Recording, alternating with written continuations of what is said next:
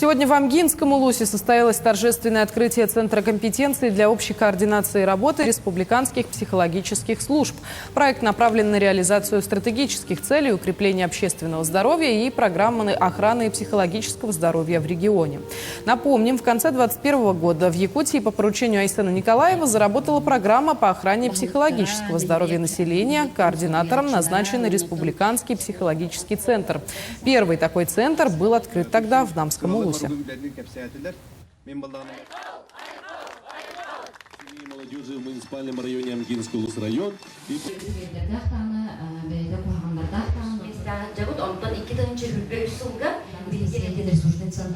Вводится такая программа, как главный муниципальный психолог в районе.